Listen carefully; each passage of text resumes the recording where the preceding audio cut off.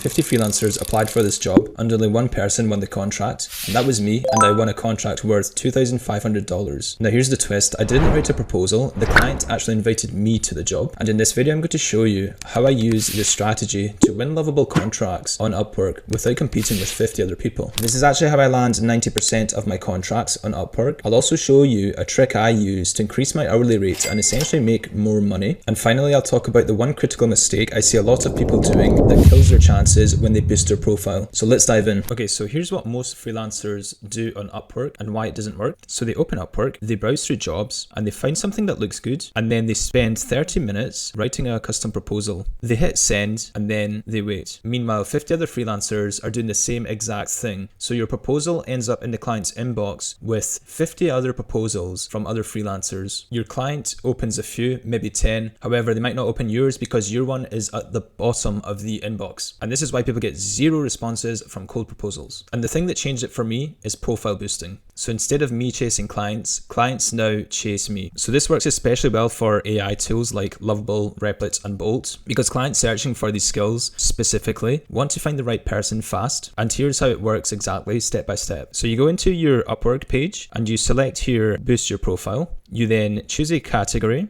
And for me, that would be this one here, software development. And then you choose a specialty. Now, it might take time to experiment with different specialties. For me, the one that works best is full stack development. So here's where it gets interesting. Upwork uses connects, and every time you apply for a job, it costs connects. And profile boosting works the same way. But instead of you spending connects to apply, you spend connects to appear higher in client searches. So when you create a job on Upwork as a client, you can see here I've just posted a job and you have 30 invites. So if you click on invite freelancers, you can invite up to 30 freelancers to your job. So this is what happens when you boost your profile. You're going to appear at the very top of the invites here. I tend to set my limit to 100 and my bid per click to 20. And I add an end date of 1 week. And then you click boost now and it will instantly boost your profile. And you have 5 profile clicks total. So that's just the way I like to do it. You can experiment with different bid per clicks. So that means that over time, if I burn through my 100 connects, I've had 5 bids active in my specialty. And here's why this matters. The higher your connect bid, the higher you appear when the client searches for freelancers. So if you boost with 20 connects, you're going to appear at the very top here of this search feed. However, if you only boost with 5 connects a click, you're going to appear at the very bottom and the client is never going to see you. So if you're in the top 10 because you're boosting with a high connect bid, you do get invited. And this is essentially how I won my $2,500 contract. The client posted the job and searched for full stack developers, and they saw my profile at the very top of the 5 results and invited me directly. I didn't write a cold proposal competing with 50 other people. I was one of maybe 10 or 5 people that got invited. So for me personally, I've tried both sending proposals and boosting my profile. And for cold proposals, I've had a success rate of 3 to 6%, whereas for boosting my profile, the success rate has been between 20 and 30%. So step 1 would be to boost your profile, set up the bid per clicks. It can be 20 or 30. And also you can set the limitation to however much you want, and also you can dictate the deadline. So this is the exact job post that the client invited me to. And you can see here, they're just asking for a micro SaaS app tool built in Lovable and Supabase. You can also notice here that the initial budget was actually of $1,500. And actually when I checked how many people were competing to get this job, between 20 and 50 proposals were sent. And you can see there was no invite sent, only one person was hired, which was me. And here's actually the message I sent after he invited me to the job. So only one sentence, as you can see, no fancy proposals, nothing of me trying to sell to him. So as you can see, after he invited me to the job, I only sent one message, that's it. Hey, happy to discuss the project over a Zoom call. It was that simple. So here's why this works. The client already invited me to the job post. That means they looked at my profile, they saw my past work and they saw my reviews and they decided that I'm worth reaching out to. So they've already done the vetting and I don't really need to resell myself in a message. What I need to do now is show 3 things: that I'm responsive, I'm professional, and that I'm easy to work with. And a 1-sentence message that immediately suggests a Zoom call does all 3 of these. It shows I replied fast, I'm serious enough to get on a video call, and it shows that I'm not going to waste their time with a long back and forth in Upwork messages. So if you compare that to most freelancers who send these giant proposals, even when invited, the client really doesn't want to read all of that and they want to talk to you. So my goal with that first message is very simple: to get them on a call in the first 24 to 48 hours. So that's it, one sentence, you book the call, and that's step 2. So what do you actually do on the Zoom call? Because that's essentially where you either win or lose the contract. Now, the Zoom call is where 90% of the decisions happen. So the client is going to make up their mind about you in the first 2 minutes. So here's exactly what you need to do. The first thing is camera on immediately, no exceptions. The second that call starts, your camera should already be on. Don't make them wait and don't fumble around asking, can you see me? Just be there, professional and ready to go. Make sure you have good lighting, a clean background, and no kids screaming in the background, no dog barking or no music playing. I know this sounds basic, but you'd be shocked how many freelancers mess this up. I've been on calls with clients who, they've told me horror stories essentially of freelancers who showed up with terrible audio, messy background noise and an unprofessional setup. And you being professional here immediately puts you ahead of like 30% of other people. So the second thing is, don't pitch, just ask questions. This is not a sales call. This is a discovery call. The client invited you. They already like you. Now you need to figure out if this project is actually doable and feasible, and also if you can deliver what they need. So I start to ask technical questions about this specific project, such as what's the core functionality of the app? Are you going to add a Stripe integration, or would you prefer another payment provider? You're showing them that you're genuinely trying to understand the project and what it is they're trying to achieve. So the benefit in doing that is that the client sees you as someone that's asking smart questions, is detailed, and has technical knowledge, and they think this person knows what they're doing. So you're not just some random freelancer who wants money and just wants to jump into the contract and start that contract. You actually care about what it is they're trying to achieve, and you care about their project. Okay, so the third tip that I'd like to mention, and this is very, very important, is to give a time estimate with a no coverage guarantee. So for this project, after asking all those questions and understanding the scope, I did tell the client, okay, based on what you've described, I estimate this will take around 50 hours of work and at $50 per hour. So that's $2,500. And on top of that, I provided a guarantee. So if I went over those 50 hours, then I would not bill the client. So essentially the client is capped at $2,500. So this is massive for the client. Why? Because most freelancers, especially on hourly contracts, will give a vague estimate and then just go way over that estimate. So the client thinks that they're going to pay $1,500 and then suddenly they're going to be billed with, let's say, $4,000 because the freelancer ran into unexpected issues. So by capping that and putting a threshold, you remove all that risk from the client's point of view. They know exactly what they're paying. They know there are no surprises. And if you mess up your time estimate, that's on you, not them. Now, obviously, you need to be careful with this. You don't want to underestimate massively or you're going to lose money. But if you're honest and you ask the right questions and you really understand the scope, then it's highly likely that you're going to provide an accurate time estimate for the total project. And also adding a 10 to 20% buffer in your head helps a lot. So if I think I'm going to take 45 hours for a project, I might add on, let's say, 5 or 10 hours extra. And that way, if I go slightly over, I still am within my estimate. For this project, I estimated a total of 50 hours for the client, and the client approved immediately on the same call. We negotiated the budget up from $1,500 to $2,500 because I showed them the work that was required. Plus, the client did want some additional features to be added in, and then we signed the contract straight after. So that's the Zoom call strategy. Camera on, no background noise, and ask questions, and then give them a capped time estimate, and that's how you close deals. Now, it's worth noting that some clients might be different and they'll put you on a hourly contract. However, it's just worth noting that some clients are a bit cautious and they don't want to go over that limit. So this applies for that type of clients. Now, just a quick thing before I show you the build process. If you want the full system for landing Lovable, Bolt, Replit, or Base 44 contracts on Upwork like this, I teach everything in my Skool community,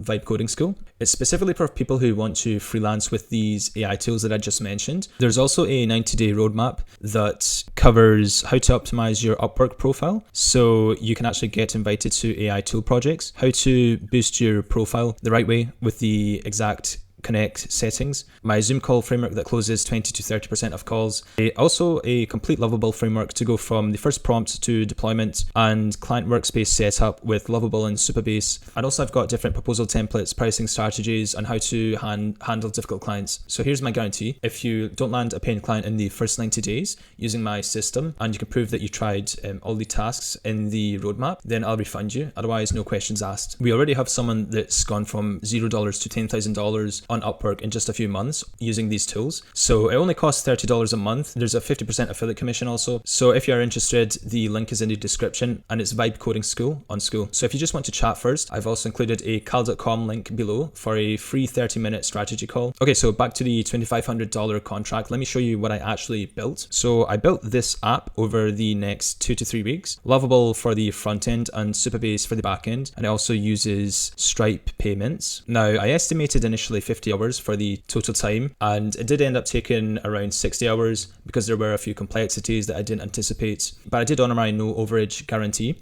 The client still paid $2,500, and I did absorb that extra time. So there is a risk that you take when you give a capped estimate, but it builds massive trust. So this is what we built for the client. It's essentially a dashboard here where you can fill in different contact information, and also if you do need to reach out to that person, then you'll get email notifications here. There's also a message generator for essentially writing custom emails for different use cases, as you can see here on the left, and existing templates. Yeah, that's all there really is to it. And it's essentially exactly what the client asked for. There was obviously a bit of brainstorming for specific features, but you do need to show that commitment, and doing a bit of brainstorming with the client does show that you're fully invested, and they'll definitely appreciate that. It's also worth mentioning that I didn't just disappear for a few weeks and build the product, then deliver it to them. Every 2 to 3 days, I would provide them with an update, and I sent them a message on Upwork, just mentioning what some of the finished features were, if they could review them. That way, we don't have to wait 2-3 weeks only for them having to review everything, and then it's going to take me another few weeks to finalize the entire product. So you're doing it whilst you're actually building the product. It's always important to have a communication channel with the client. That way,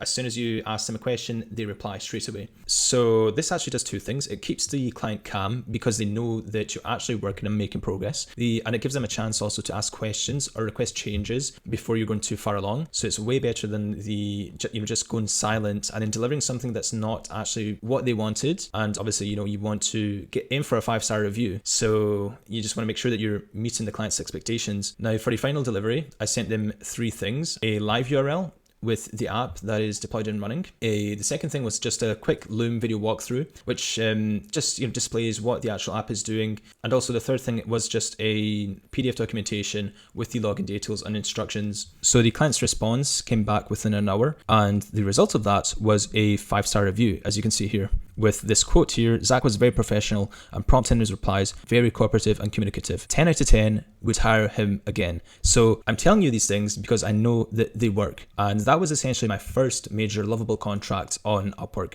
Now, here's something I also get asked all the time about working with Lovable on client projects. Now, people always ask me on Reddit, how do you transfer the Lovable project to the client? Do you build it in your own account and then move it? And the answer is just very simple. Essentially what I do is I don't build it in my account, I just build it in their account. Because if I were to transfer it over to them, that would just be a nightmare. So instead, right after the Zoom call, we agree that the project will be built in their account on Lovable and Supabase, and they will then invite me into their workspace. And that way, they also cover for prompts, so they're paying the cost of prompts. I've not had any issues so far with clients regarding this, and it's also highly likely that they've already built a prototype in their own Lovable account, so it's just a case of inviting you over and working in their workspace. So for example, for this $2,500 project, I probably would have spent around $300 in prompts. However, having worked in their account, that means they cover those costs, which is perfect. So that means it was $2,500 in pure profit minus the commissions from Upwork, obviously. So the workflow is very simple. So after the Zoom call, just ask the client to invite you to their Lovable and Supabase accounts with elevated permissions. And if they don't have accounts yet, just get them to create accounts, and it only takes 5 minutes. And they're going to have to subscribe to get some prompts. So then you build in their workspace, and when you're done, you either remove yourself or they downgrade your permissions, and there's no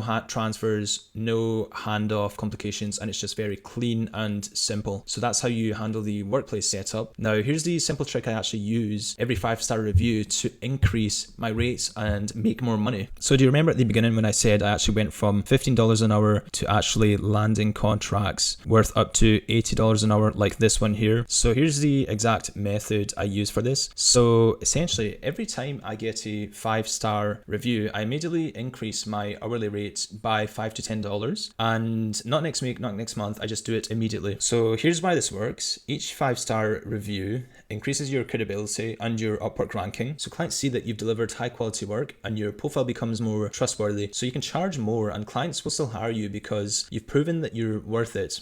So after my first 5-star review, I bumped it up from $15 to $20. Then after my second 5-star review, I think I might have bumped it up by either $5 or $10. And there was still clients reaching out to me by boosting my profile. But by the time, obviously, I landed this $2,500 contract, I was on $50 or $50 an hour. Now I'm at $60 to $80 an hour. And I'm still getting invited to jobs because my profile has only 5-star reviews. And I'm also a top rated plus, which means I'm part of the top 3% of freelancers. I think it's in my expertise, I think. So this is, a trick that helps you find your sweet spot for pricing. So you gradually increase your rate until you stop getting invited, essentially. Then you went too high and you drop back down, let's say $5 to $10. For me, $80 per hour is almost too much. So I do fluctuate between, let's say $60 to $80 an hour or even less. It depends. So yeah, that's the trick. So the next thing I want to mention is a very critical mistake I see a lot of people making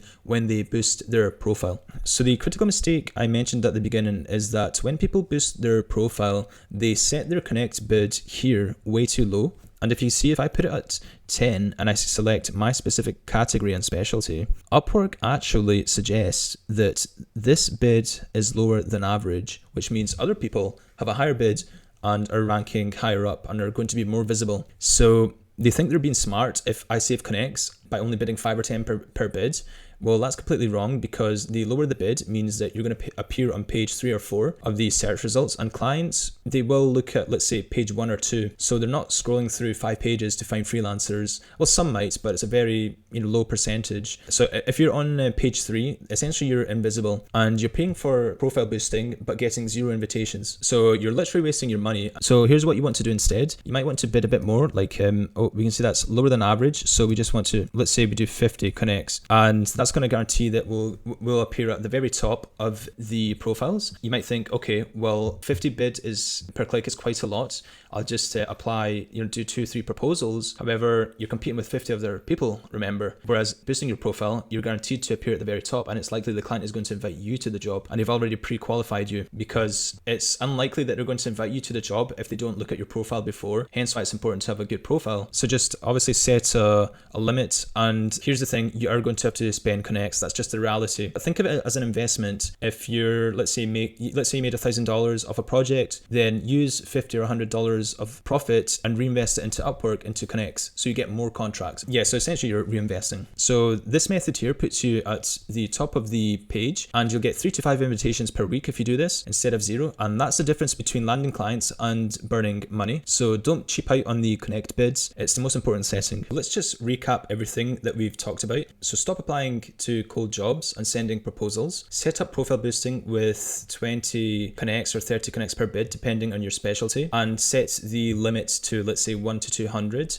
When you get invited, send one message to get on a Zoom call immediately. So on the Zoom call, make sure you have your camera on. There's no background noise. You're asking questions to show that you're invested, and also give them a time estimate with a no coverage guarantee. If you're using these AI tools, build the project in their Lovable environment and Supabase environment. That way you don't have to cover for prompts, and communicate every 2 to 3 days during the actual build. Then every 5-star review you get from a client, make sure you increase your hourly rate for, let's say, $5 to $10 per hour. This is how I went from $15 an hour to $80 an hour in only 6 to 7 months. And it's also how I landed a $2,500 project from a client where, let's say, 20 to 50 other people that made proposals got completely rejected. If you find this very helpful, make sure to like the video, subscribe, and drop a comment below with your biggest Upwork challenge yet. I read all the comments, so I'll make sure to reply. Subscribe for more real Upwork and contract breakdowns. So if you want the full templates, scripts, and profile optimization, make sure to click the link in the description to my Skool community, Vibe Coding School, where I help people land a client in the first 90 days. So thank you for watching very much, and I'll see you next time.